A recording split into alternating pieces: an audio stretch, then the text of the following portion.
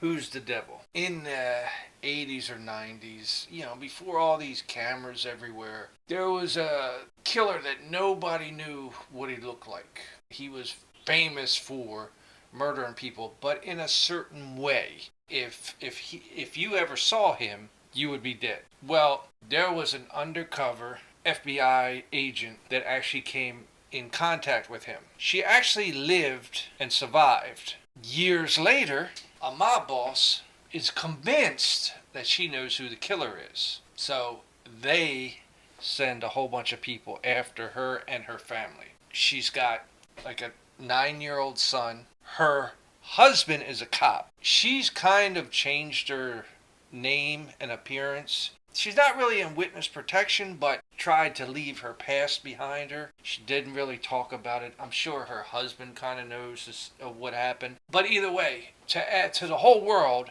whatever happened that night is still flashbacks of a nightmare that she has. But she doesn't know the guy. Her sister is a school teacher. Her brother-in-law is a mechanic. They have a 17-year-old daughter. So basically, they're just typical family. She sees her sister every day, the teacher, the car. The only one that really is, kind of out there is her husband, who is a cop. But even that, all of them get kidnapped by this mob guy because he is convinced that she knows who is the devil. Because back in the day, he would show his chest, and there was a tattoo on his chest that said, and once you read it, it said, "Though I walk through the valley of the shadow of death, I fear no evil, for I am the most evilest person alive." And then he would kill him. Now, she does have nightmares of reading that off that guy's chest, but she has no idea who that guy is. So they kidnap all of them. Now, the mob guy, he doesn't know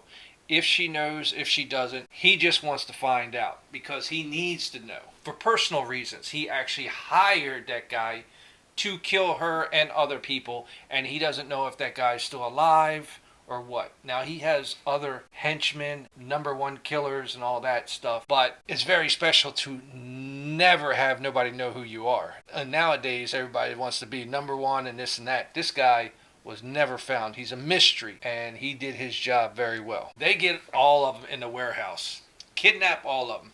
They're figuring they're going to torture her sister, brother-in-law, the niece, and then slowly work up to the husband and the son until she confesses who this guy is. Problem is, she doesn't know who he is, and she tells them over and over again. Basically, the guy was going to kill her, knocked her out. She woke up all bloody, and it was so terrifying that she changed her whole life because she found out later. Well, actually, she knew she was also pregnant at the time with her son, but she knew she had to change. That's why she quit being an FBI person and just got out of it completely and married the kid's father.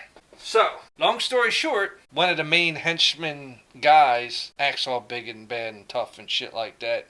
He actually at one point hits the niece because, she's a teen, she's kind of rebellious, she's really pissed but scared at the same time, and he's threatening her. And her dad, the mechanic, sees an opportunity for a door.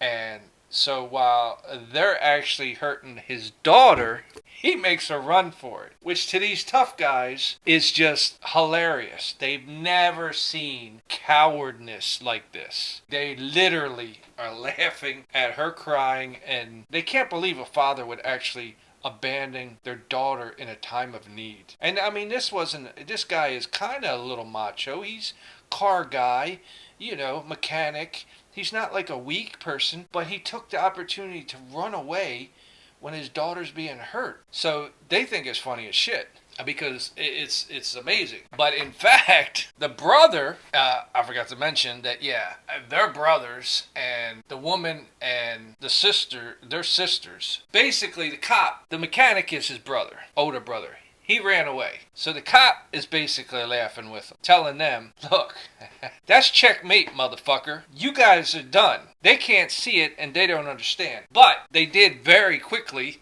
because the guy that actually hit his daughter, one limb by limb, starting with an arm, then another arm, then a leg, and then gets shot in his fucking dick, realizes that the guy that they were looking for just went out the door. And he's pissed. School teacher, sister, the main character, and the wife of the guy that ran off, she knew too. She's basically telling them they're all fucking dead. And he's pissed, so you guys are all going to suffer. The funny thing is that, yeah, everybody wants to know who's the devil, and actually two of them in there always knew who he was.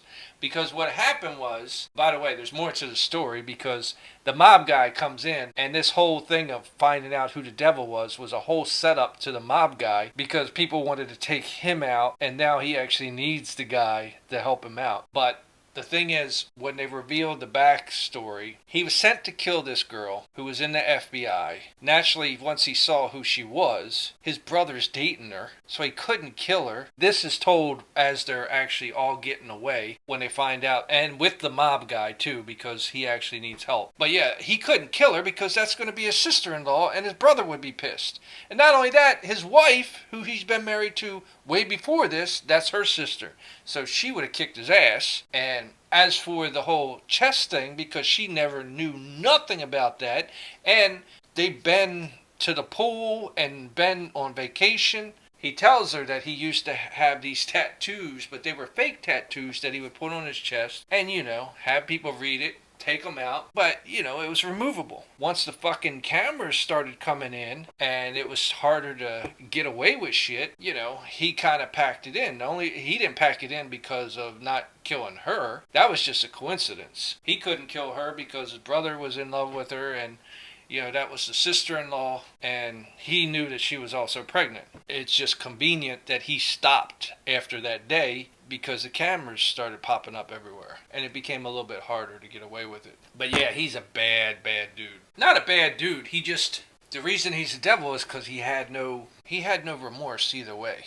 They kind of convinced him that it wasn't even him, or they tried to do that to the mob boss, but the mob boss doesn't really buy it. But they're trying to convince him so they ain't got to kill the mob boss, because you can't have no witnesses. But either way, it's a cool story, because when it was playing in my head the first time, and I'm trying to okay, who's going to be the guy? Who's going to be the guy? When that guy ran away, when his daughter is being hurt and kind of tortured, I was like, nobody would do that. And then to think in my head that that's checkmate, because you just let out the most dangerous thing you could ever leave. Got away.